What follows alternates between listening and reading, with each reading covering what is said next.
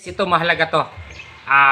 Panoorin nyo ng maayos guys dahil importante ito sa may mga biik or sa mga malalaki o sa mga fattening mo niyan, kahit anong klaseng stage ng ating alaga. Importante ito yung tanong ni Sir, okay lang ba magbigay ng vitamin B complex galing sa pagtatae at nakapag-inject na siya ng gamot. So for recovery, okay lang ba magbigay ng vitamin B complex? Yes po, dapat lang Sir, magbigay po tayo talaga.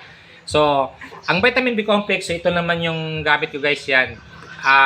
Ito, or Norobit. Ito kasi sa Pigrolac to. Yung Norobit sa Bimig.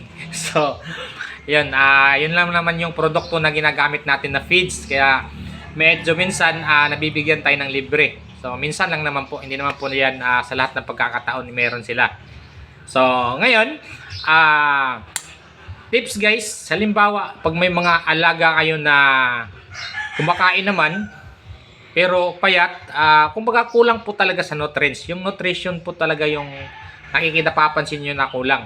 So, magbigay po kayo ng vitamin B complex. Ito lang po ang ibibigay natin. Yan, ito po yung pinakamagandang i-inject kapag meron tayong ganyan. Halimbawa, sa mga biik. Napapansin nyo kapag nasa 10 days pataas na, meron talagang naiiwan minsan na biik, yung hindi nakakadidi ng maayos. So, pwede tayo magbigay ng vitamin B complex kahit 2 beses lang sa isang linggo.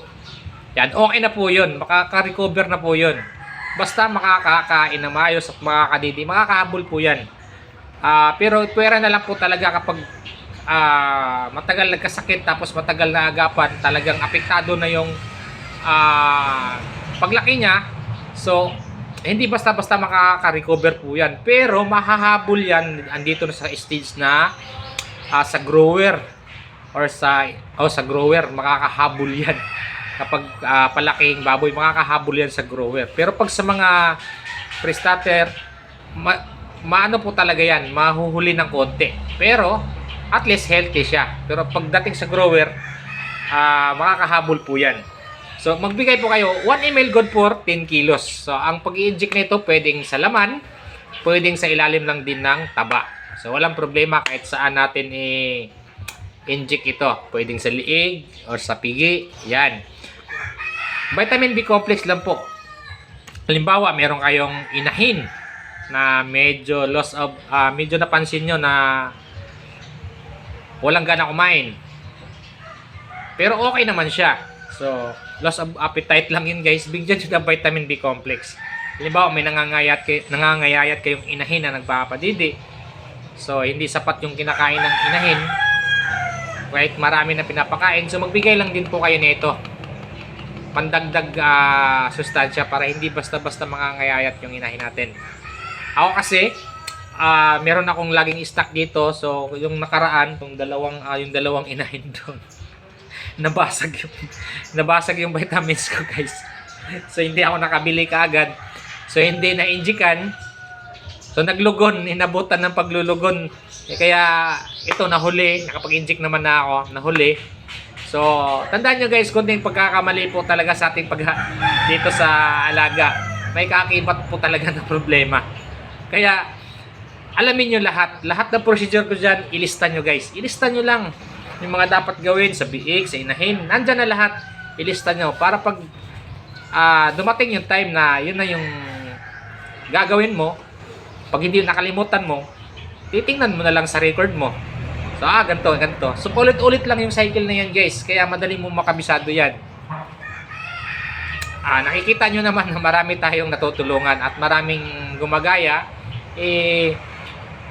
Positive naman po yung result. Kumbaga maganda yung resulta. So, yun.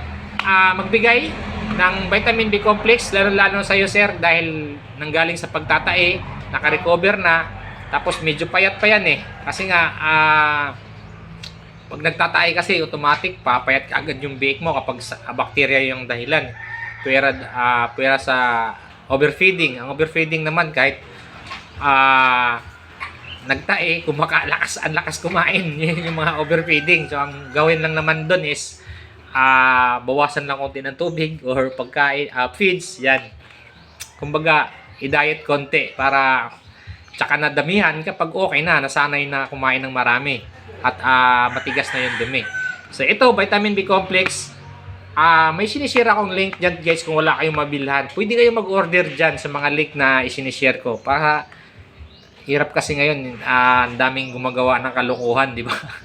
So yan, sa akin kasi yung link na yan mismo sa ano yan, kaya nakakasiguro ako na wala sigurong fake na darating sa inyo.